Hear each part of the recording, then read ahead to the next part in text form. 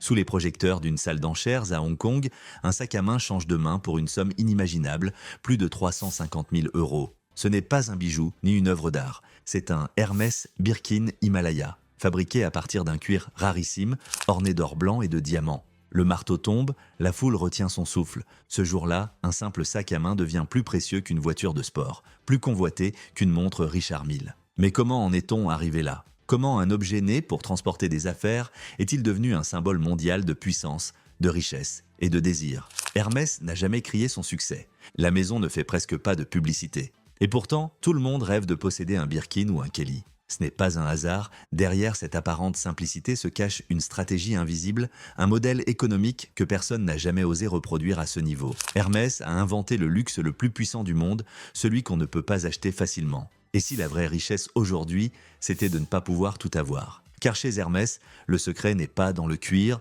il est dans l'attente, la frustration et le mythe. Préparez-vous. Dans les prochaines minutes, vous allez découvrir comment Hermès a transformé la rareté en or pur.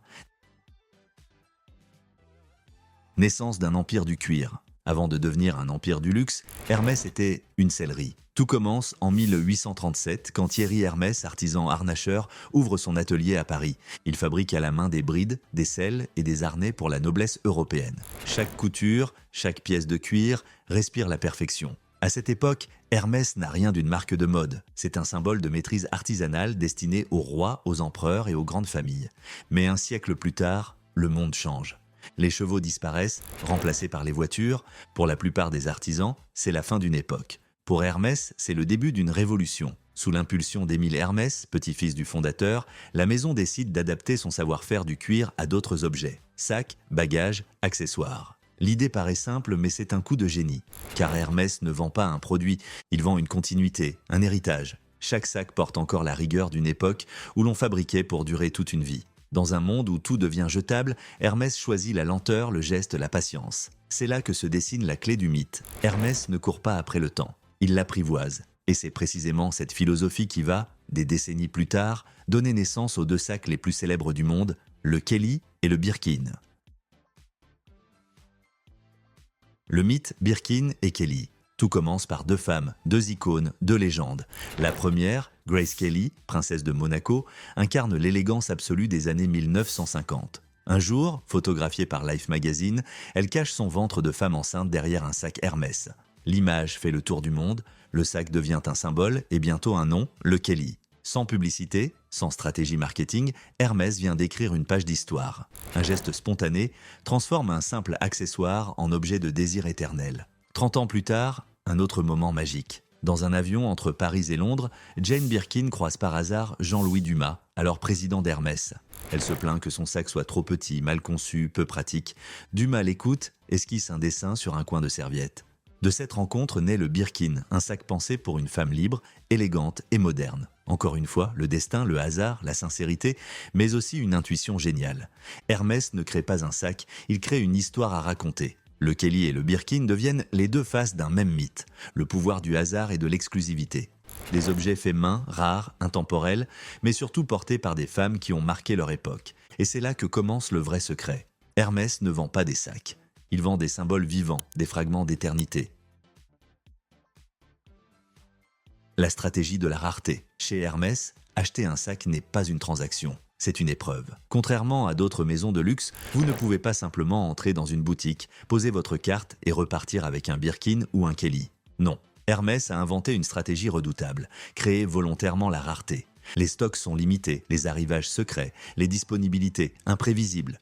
Même les clientes les plus fortunées ne sont pas sûres d'obtenir le modèle qu'elles veulent. Parfois, elles attendent des mois, parfois des années. On parle même de liste d'attente invisible, réservée aux clientes jugées dignes par la maison.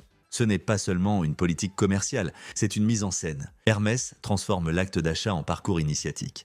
Pour espérer décrocher un Birkin, il faut souvent commencer par acheter d'autres produits, foulards, ceintures, bijoux. Chaque achat devient une preuve de fidélité, et plus vous montrez votre loyauté, plus vous avez de chances d'être un jour choisi. Cette rareté n'est pas un accident. C'est le cœur même de la stratégie Hermès. Là où d'autres maisons cherchent à vendre plus, Hermès préfère vendre moins, mais mieux. Et c'est précisément cette frustration qui nourrit le désir. Vous allez voir, ce mécanisme simple a transformé le Birkin et le Kelly en objets financiers plus puissants que certaines actions en bourse.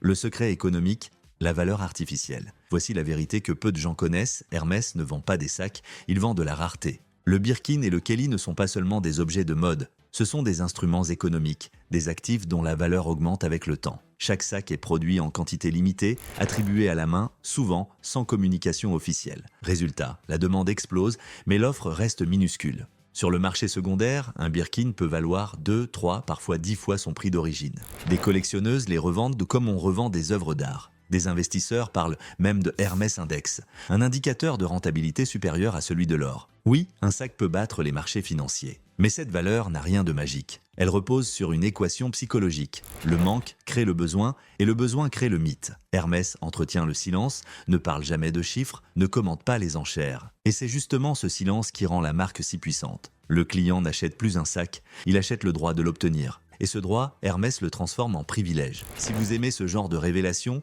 pensez à liker et à vous abonner. Ça soutient énormément une petite chaîne qui se lance et ça me donne la force de continuer à dévoiler les secrets du luxe. Les enchères. Quand le luxe devient un placement. Le monde du luxe a rarement connu un phénomène aussi fascinant. Les sacs Hermès, autrefois simples symboles d'élégance, sont devenus des actifs financiers à part entière. Lors d'enchères prestigieuses à Hong Kong, Genève ou New York, certains modèles atteignent des prix vertigineux. Le plus célèbre, le Birkin Himalaya, réalisé en cuir de crocodile mat, orné d'or blanc et de diamants. Son prix, plus de 380 000 €. Un record absolu. Mais ce qui choque les économistes, c'est la stabilité de cette folie. Alors que l'or fluctue, que les marchés tremblent, les sacs Hermès continuent de prendre de la valeur. Des plateformes spécialisées comparent même le rendement du Birkin à celui du Bitcoin. La différence, le Birkin ne s'effondre jamais. Chaque pièce est unique et fabriquée à la main et surtout, impossible à acheter directement. Certaines maisons d'enchères ont désormais une section Hermès Investment, des fonds d'investissement privés secrets, dédiés exclusivement à l'achat et à la revente de sacs Hermès. Un marché parallèle, opaque, mais extrêmement lucratif. Et pourtant, Hermès n'encourage rien de tout cela. Officiellement, la marque ne commande jamais ses ventes. Officieusement, elle sait que ses records renforcent son aura. Chaque fois qu'un Birkin bat un nouveau record, le message est clair, Hermès ne fabrique pas des sacs. Il fabrique de la légende monnayable. Les artisans, le luxe comme rituel sacré. Chez Hermès, chaque sac commence entre les mains d'un seul artisan. Pas d'usine automatisée, pas de chaîne de montage. Un homme ou une femme, formé pendant des années, reçoit un morceau de cuir, des outils et une mission, créer une pièce unique. Chaque artisan signe en secret son œuvre, une petite initiale discrète cachée à l'intérieur du sac. Le processus est presque spirituel. Il faut entre 20 et 40 heures de travail pour assembler un Birkin ou un Kelly. Chaque point de couture est réalisé à la main avec un fil de lin ciré à la cire d'abeille. Chaque morceau de cuir est choisi, découpé, puis poli avec une précision maniaque. C'est une chorégraphie millimétrée, héritée d'un autre temps. Mais cette lenteur n'est pas une faiblesse. C'est la clé du prestige. Hermès cultive l'idée que la perfection exige du temps, et ce temps devient un luxe en soi. Dans un monde où tout va vite, Hermès reste immobile, presque immuable. L'artisan ne fabrique pas un produit, il insuffle une âme. Et c'est cette âme invisible que les clientes recherchent. Quand elles posent leurs mains sur un Birkin, elles sentent autre chose. La trace du geste humain, la chaleur du cuir, le poids du savoir-faire. C'est là que le sac cesse d'être un objet. Il devient un talisman moderne. Les clientes privilégiées, le club fermé. Chez Hermès, tout le monde peut entrer dans une boutique, mais très peu peuvent réellement acheter. L'accès au Birkin ou au Kelly ne dépend pas de la richesse, mais du statut invisible que vous avez réussi à gagner auprès de la marque. Les vendeurs d'Hermès ne proposent pas ces sacs. Ils les offrent, au sens symbolique du terme, à des clientes sélectionnées. Le processus est secret, non écrit, mais redoutablement précis. Il faut du temps, de la patience et des preuves de fidélité. Foulards, bijoux, ceintures, montres. Chaque achat construit lentement un profil de cliente idéal chez une personne perçue comme faisant partie du monde Hermès. Pas seulement consommatrice, mais ambassadrice. Certaines clientes décrivent la scène comme une initiation. On vous invite discrètement à l'arrière-boutique, le vendeur ouvre une boîte orange et vous découvrez le sac qu'on a choisi pour vous. À cet instant, le luxe devient émotion pure. Ce n'est plus un achat, c'est une consécration. Hermès ne vend pas des produits. Il sélectionne ses acheteurs comme un club privé sélectionne ses membres. C'est la rareté poussée à son paroxysme.